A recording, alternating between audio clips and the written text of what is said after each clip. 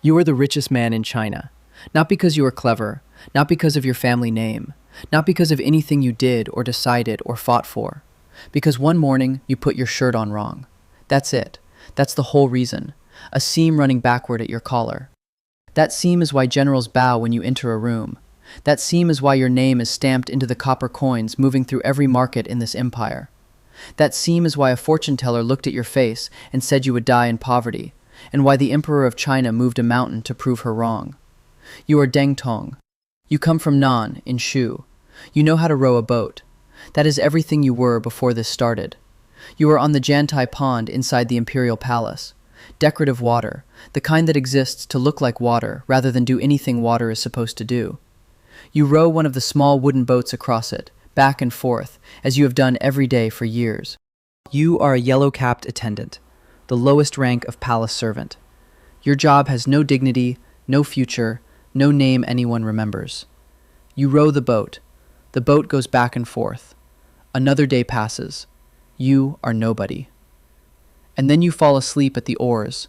The rhythm gets into your arms and your shoulders until your body decides it can do this without you. And then your eyes are closed, and the world goes quiet, and then someone is shaking your shoulder, and you jerk awake. You look toward the shore. There is a man standing at the water's edge watching you. Not a guard, not another attendant. A man in robes that mean something. This color means rank. This stillness means he has already decided something and is simply waiting for you to catch up. Your first thought is not, "What opportunity is this?" Your first thought is, "What have I done wrong?" You have done nothing wrong. But the Emperor of China had a dream, and that dream has been looking for you all morning. Emperor Wen of Han is one of the good ones. Frugal, measured. He wore plain clothes, reduced taxes, is remembered 2,000 years later as the kind of ruler empires are lucky to have. He is not the kind of man who lets a dream rearrange the order of things. Except once. The dream. Emperor Wen is trying to fly to heaven. Running, lifting his arms, everything a man does when the sky is right there and he cannot reach it. Stuck. And then a man appears behind him, dressed in yellow, who places both hands flat on his back and pushes. Emperor Wen rises. The earth falls away. He flies. He wakes up. He lies there thinking about the hands, the weight of them. Then he walks to the Jantai Pond and looks at his boatmen one by one. He looks at you. Your shirt has a seam running backward at the collar. You dressed in a hurry that morning. Bad light, wrong direction, small mistake. The kind of thing no one notices. The kind of thing you had not noticed about yourself. The seam runs backward, exactly like the collar of the man in his dream. He has you brought to him. You kneel on the stone floor with your forehead down. The room smells like cedar and lamp oil. The silence is the kind that comes before verdicts. Your mind moves fast through everything you might have done wrong in the past month. You find nothing, because there is nothing. The Emperor speaks. "Have you ever pushed me in your dreams?" You look up. He is looking at your collar, at the seam, at the small backward fold of cloth from a rushed morning when you were in a hurry and the light was bad and you did not check. You have no answer. You give none. You simply lift your face so he can see the collar more clearly, the seam, the accident, the nothing, and he looks at it the way a man looks at something he has been searching for without knowing he was searching. Then he nods. One slow nod, like a door closing. That was the moment. That was all of it. A fold of cloth, a nod. The last ordinary morning of your life. 3 days later, you have more money than you have seen in the previous 20 years combined. A week later, you have rooms in the palace larger than any building your family ever owned. A month later, the generals are coming to you. Men with armies, men with provinces, men whose names are spoken in the careful, reverent tones of things people need to believe in. They come to your rooms, bring gifts wrapped in silk, choose every word with the precision of people who understand that one wrong syllable can end a career.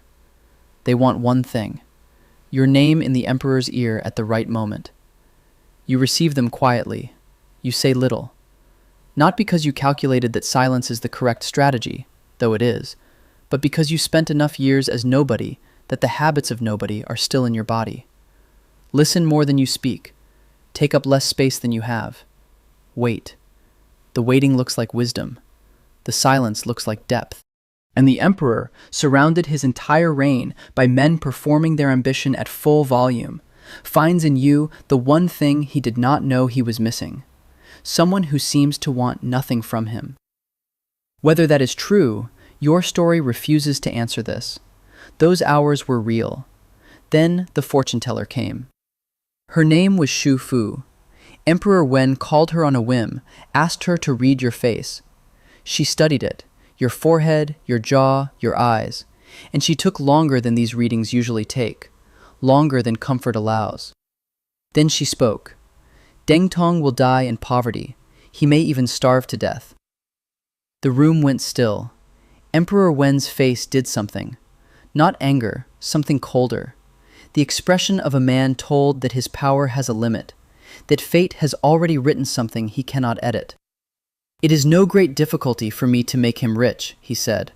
And then he gave you the copper mountain of Yandao, the source of ore for every coin in China, and the right to mint those coins, to stamp your family name into the metal, because a fortune teller said you would die poor, because he heard that and could not accept it. Deng family coins flooded the markets, your surname in copper, passing through hands that had never heard your name. Every person in China holding, without knowing it, a piece of metal that said, Deng. You were the wealthiest commoner in Han Dynasty history. The chancellor's name was Shen Tujia. He built his position through decades of real work. He looked at you and felt what men like him always feel when the rules they lived by are casually suspended from above.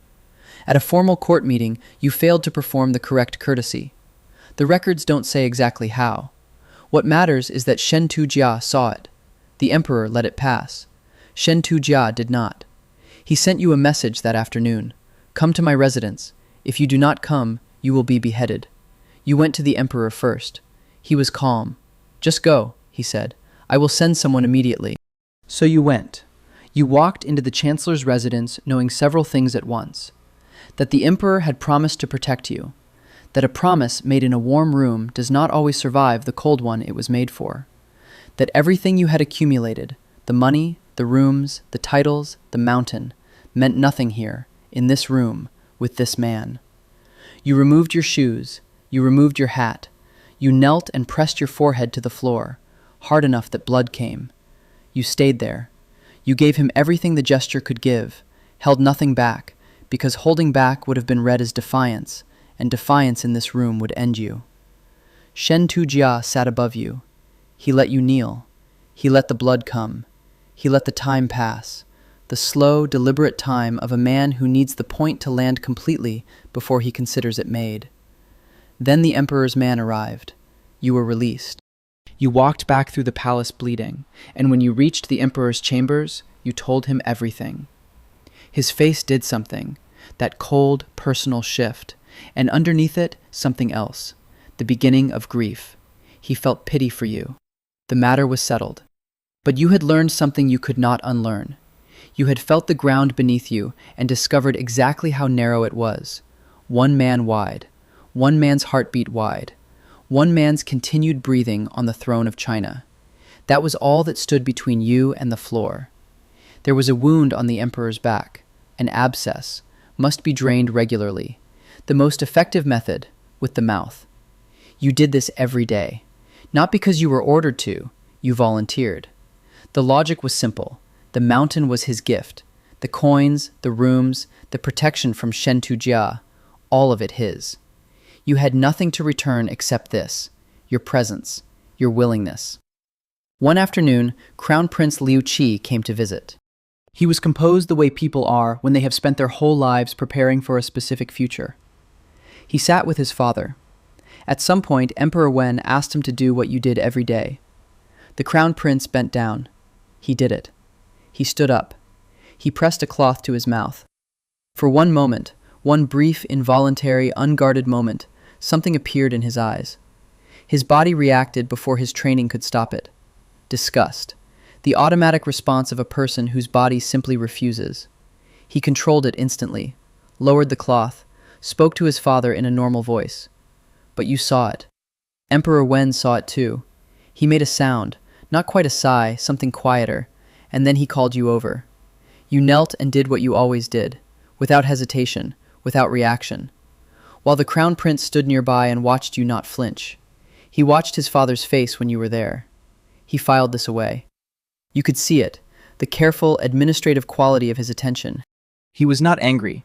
He was precise. He would wait for the correct moment. You had just become a line in his ledger. Emperor Wen lived 23 more years. You were there for all of them. And then, on the morning he died, you felt it before anyone told you. A shift in the palace silence, the way a river changes before a storm. You sat in your rooms, felt your hands, and understood that the ground had gone out from under you. Not loudly, just gone. Emperor Jing issued the edicts in sequence. First, your title stripped. Second, the Copper Mountain confiscated.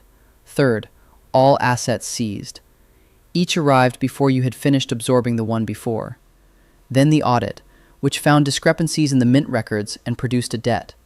Hundreds of millions of coins, more than everything you had ever owned. Princess Guantao sent money. Officials took it, applied it to the debt. She sent more. They took that too.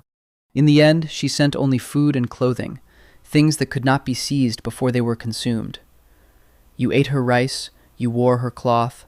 You walked the streets of Chang'an in plain clothes, passing merchants paying with Deng family coins, your name in their hands, and you did not stop to watch. Sima Qian records one detail from this period. He includes it because it is the kind of detail that makes history stop being history and become something else. Deng Tong did not have a single hairpin. The man who owned the Copper Mountain, without a hairpin. The mountain is still there. In what is now called Deng Tong City, your name in the landscape, outlasting the dynasty, the empire, the debt. Archaeologists have found your coins in the earth.